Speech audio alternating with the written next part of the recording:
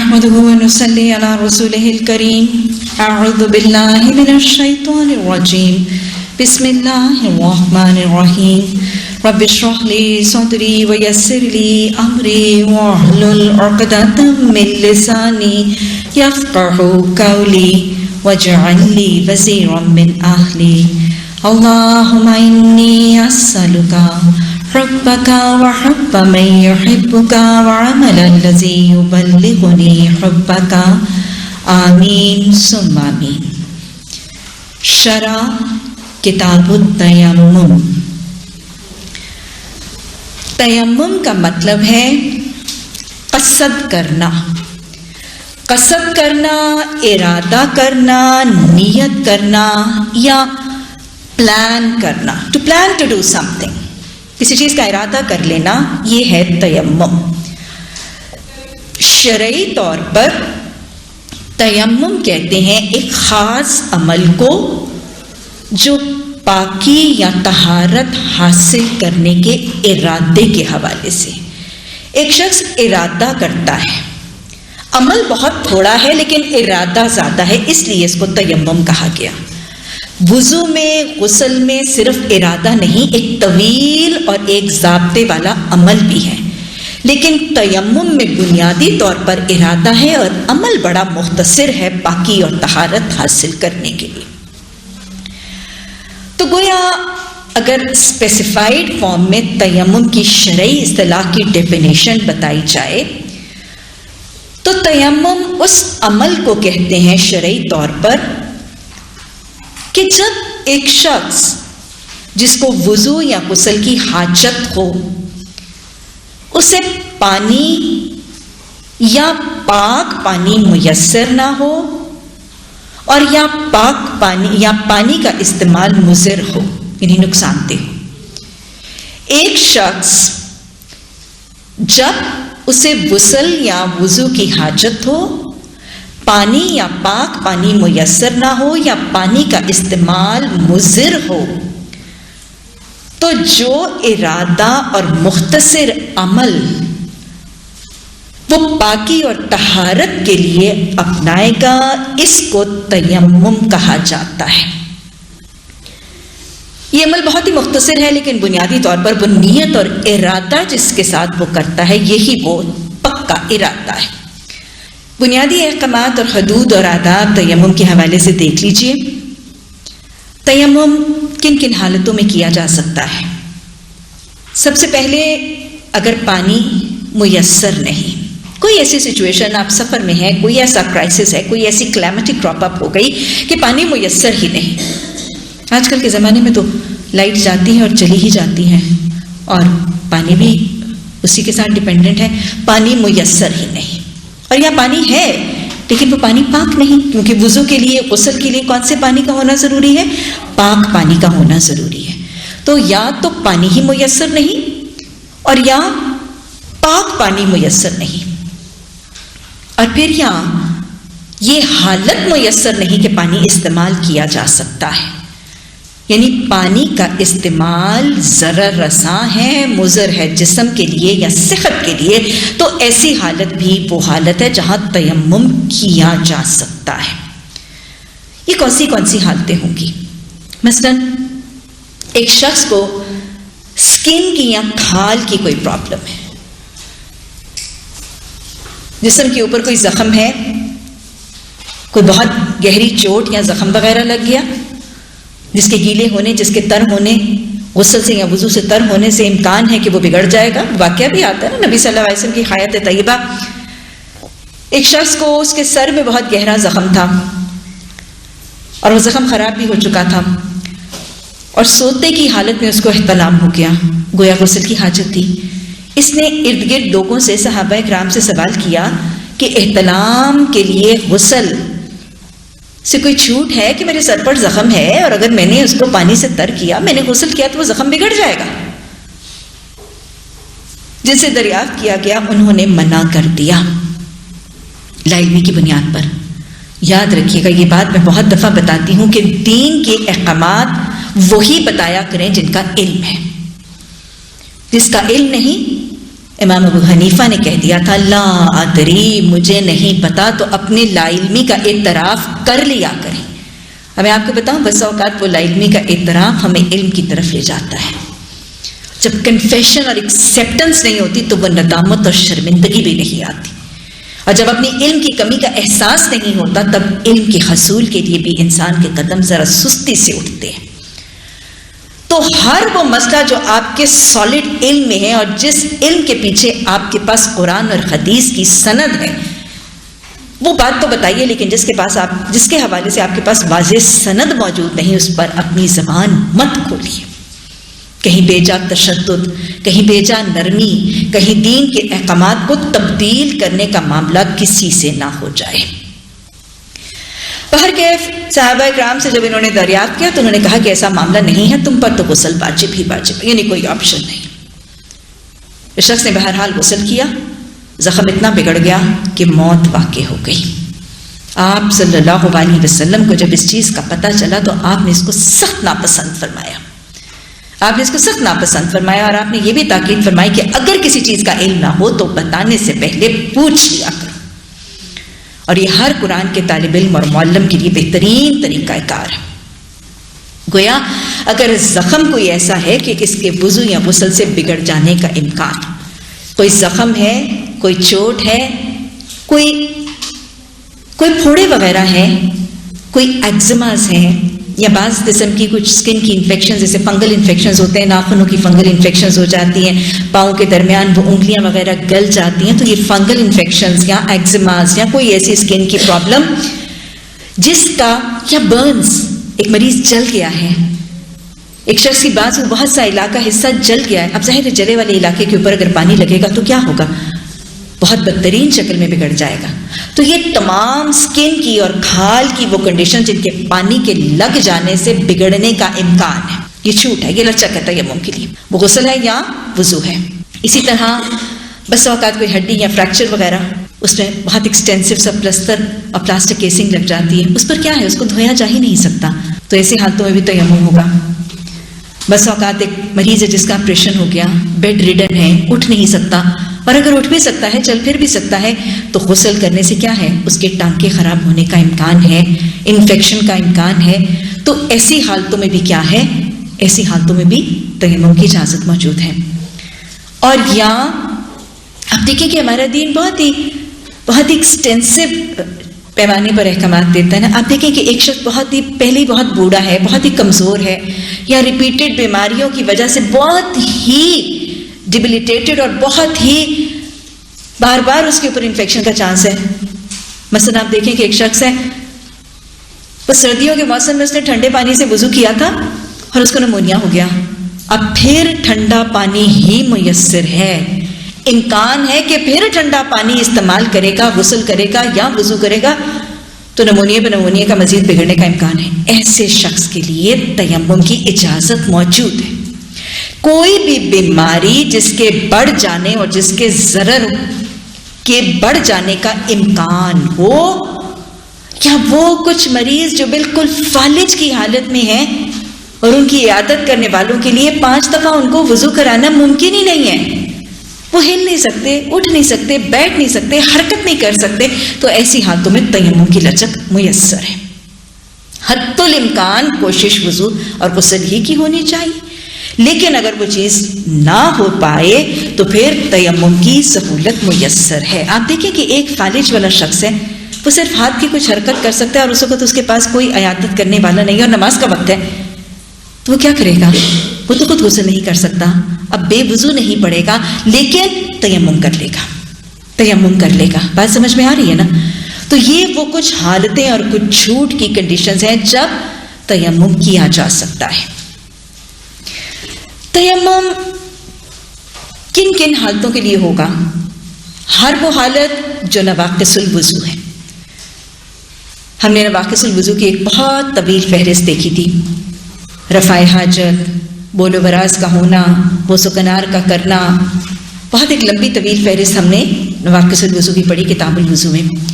وہ تمام حالتیں جن میں وضو ٹوٹ جاتا ہے اور وضو کرنا واجب ہے، لیکن اوپر والی سچویشنز ہیں تو وضو کے لیے تیمم کفایت کرے گا.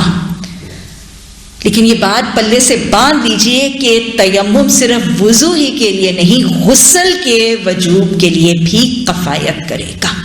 کوئی ایسی حالت جب غسل واجب ہے، اور کتاب الغسل میں ہم بڑی وضاحت سے پڑھ چکے ہیں، ساری حالتوں کو ذہن میں لے آئیے۔ کوئی ایسی حالت جب غسل واجب ہے اور ان میں سے یہ حالت رونما ہو چکی ہے کہ یا پانی میسر نہیں، یا پاک پانی میسر نہیں، یا پانی استعمال نہیں ہو سکتا، لیکن غسل واجب ہے، تو ایسے واجب غسل کی ریپلیسمنٹ کے طور پر بھی ان حالات میں تیمم کیا جا سکتا ہے، اور تیمم غسل کی پاکی کی شرط کو بھی پورا کرے گا۔ گویا تیمم ریپلیس کر سکتا ہے کس کو؟ وضو کو بھی اور غسل کو بھی۔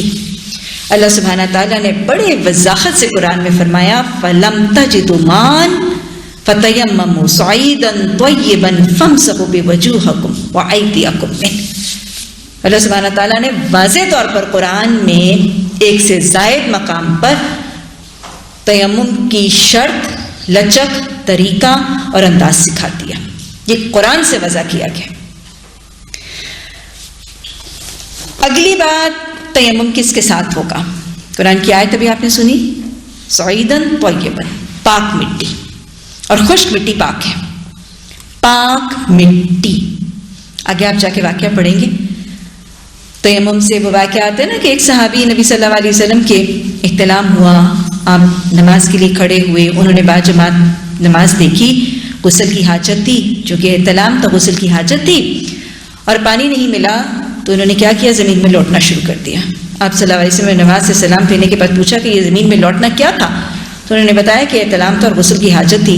تو آپ نے فرمایا کہ یہ تیرے لیے کافی ہوتا، اور آپ نے تیمم کا طریقہ کر کے دکھایا۔ ابھی آگے ہم حدیث پڑھیں گے۔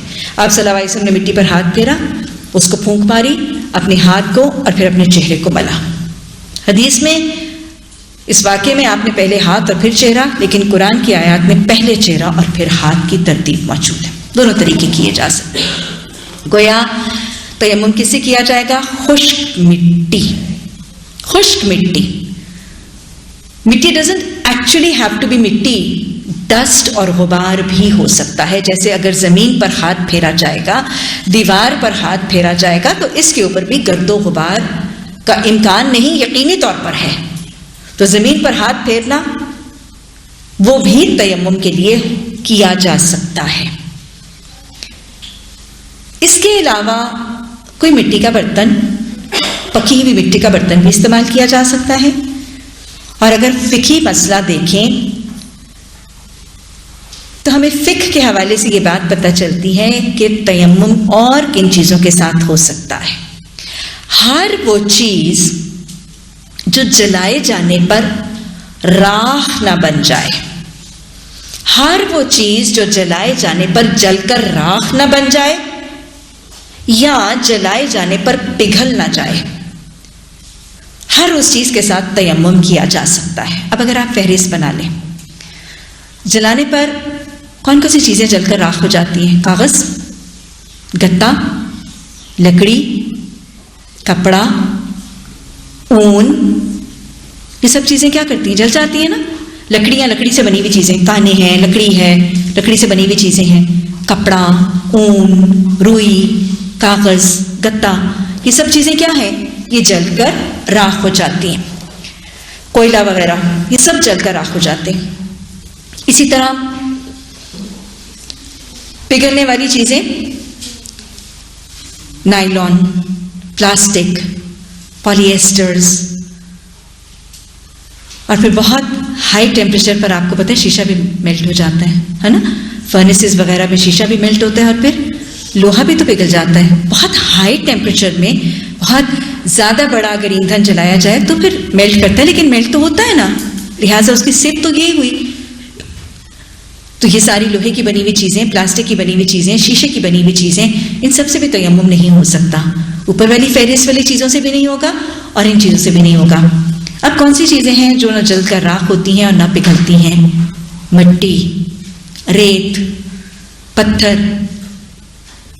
ماربل، سنگ مرمر وغیرہ۔ ہاں، ہمارا یہ قرآن ہے اس کا سارا فرش، کیونکہ اس پہ مٹی بھی ہوگی اور اس پہ ماربل بھی ہے نا۔ مٹی، ریت, پتھر, سنگ مرمر,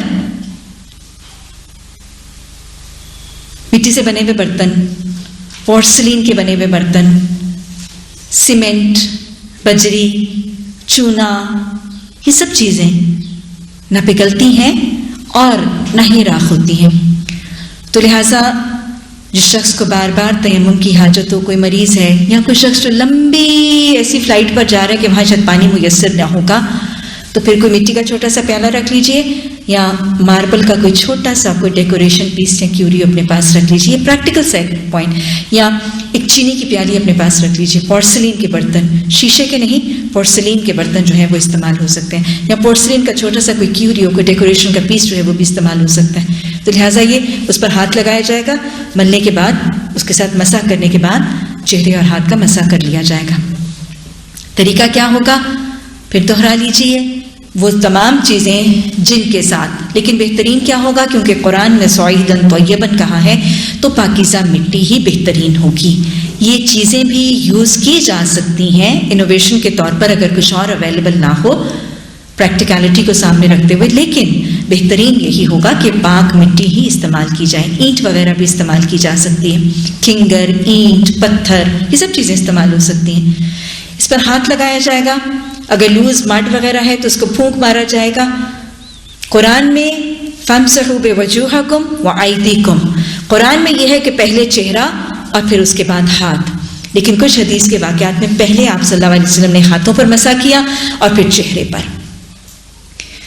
چہرے پر اور ہاتھوں پر مسح صرف ایک بار ہوگا. 3 بار مسح کا تصور تیمم کا طریقہ نہیں ہے. جیسے وضو ایک بار بھی ہے, 2 بار بھی ہے, 3 بار بھی ہے, لیکن تیمم میں وہ مسح ایک بار ہے. قرآن میں بھی اور حدیث میں بھی یہی طریقہ واضح ہے. چہرہ کہاں سے کہاں تک ملا جائے گا, وہی چہرے کا حصہ جو وضو کے پانی سے دھونا ضروری تھا اس پر ہاتھ پھیرا جائے گا. ایک ہی دفعہ دونوں ہاتھ چہرے پر پھیر لیے جائیں گے اور ہاتھ سے دونوں ہتھیلیوں کے بیک اور پشت دونوں کو مل لیا جائے گا. اور یہ بھی ایک بار. ہاتھ کے مسح میں بازو کو کوہنی تک, چہرے کے مسح میں سر, گردن, کان یہ شامل نہیں کیے جائیں گے. میں پھر دوہرا رہی ہوں, ہاتھوں کے مسح کو بازو اور کونی تک شامل نہیں کیا جائے گا. ہاتھوں کے مسح میں صرف ہاتھ ہے اور چہرے کے مسح میں صرف چہرہ ہے. چہرے کے مسح میں سر, کان اور گردن شامل نہیں ہوگا, کیونکہ قرآن نے وَامْسَحُوا بِوُجُوهَكُمْ وَأَيْدِيَكُمْ إِلَى الْمَرَافِقِ یا بِرُؤُوسِكُمْ نہیں ہے. جہاں پر فرائض وضو تھے وہاں پہ إِلَى الْمَرَافِقِ إِلَى الْقَعْبَيْنِ سب بتایا گیا. یہاں پر صرف تمہارا چہرہ اور تمہارے ہاتھ ہیں, تو لہٰذا مسح میں بازو, کوہنی, پاؤں, ٹخنے, سر کچھ شامل نہیں ہوگا اور یہ صرف ایک دفعہ ہوگا. اصل مقصد مسح کا اصل مقصد وہ حس کو برقرار رکھنا ہے. دیکھیں غسل اور وضو سے تو وہ پانی کے بہانے اور ملنے کے ساتھ واقعی نجاستیں اور پلیدگی دور ہوگی. مسح کے ساتھ یہ گندگی اور نجاست دور نہیں ہوگی. اس میں تو صرف نجاست اور گندگی کو دور کرنے کا ارادہ ہے, وہ حس قائم رکھی گئی ہے. دیٹ فیلنگ, دیٹ ڈیزائر کہ اگر کوئی شخص ناپاکی کی حالت میں ہے تو اسی ناپاکی میں منہ کھڑا ہو کے سامنے اللہ کی نماز پڑھنے کی حالت میں کھڑا نہیں ہو جائے. اس ناپاکی کو دور کرنے کی حس, ڈیزائر کو قائم رکھنا, اور کچھ نہ کچھ ریچول ضرور کر لیا جائے گا. ناپاکی اور نجاست کی حالت میں اللہ کی ملاقات اور عبادت کا عمل اپنایا نہیں جا سکتا. یہ ڈیزائر اور حس مینٹین کرنے کے لیے یہ طریقہ طہارت کا سکھا دیا گیا, ورنہ یہ نجاست دور نہیں کرے گا. ایکچولی تو گندگی وہی کی وہی ہوگی, کیونکہ نجاست نے فزیکلی تو پانی کے ساتھ ہی دور ہونا تھا.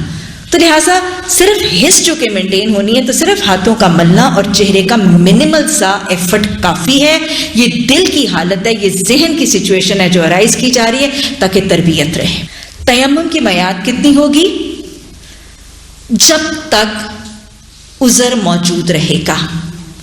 پانی جب تک نہیں ملے گا تب تک تیمم, یا پاک پانی نہیں ملے گا تب تک تیمم, یا وہ بیماری یا شرعی جسمانی عذر جب تک جاری رہے گا تب تک تیمم.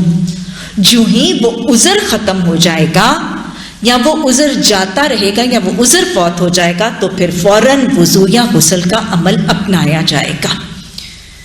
عذر کے ختم ہوتے ہی، مثلا آپ دیکھیں کہ کوئی شخص اپنے پلاسٹک کیسنگ کی وجہ سے نہیں کر رہا تھا تو پلستر کے اترتے سار غسل واجب تھا تو غسل، اور اگر وضو واجب تھا تو وضو۔ بات سمجھ میں آ گئی؟ اگر ایک آپریشن والا مریض اپنے ٹانکوں کے خرابی کی بنیاد پر غسل نہیں کر رہا تھا تو جو ہی ڈاکٹر نے مشورہ دے دیا کہ اب آپ غسل کر سکتے ہیں تو پھر کیا؟ پھر غسل یا پھر وضو۔ تو گویا میعاد صرف تیمم کی اس وقت تک ہوگی جب تک وہ شرعی عذر قائم رہے گا۔ شرعی عذر کے جاتے سار ہی طہارت اور پاکی کے اصل طریقوں کو رجوع کر کے پلٹا جائے گا۔ ربنا لا تزغ قلوبنا بعد إذ هديتنا وهب لنا من لدنك رحمة إنك أنت الوهاب سبحانك اللهم وبحمدك نشهد أن لا إله إلا أنت نستغفرك ونتوب إليك سبحان ربك رب العزة عما يصفون وسلام على المرسلين والحمد لله رب العالمين آمين ثم آمين۔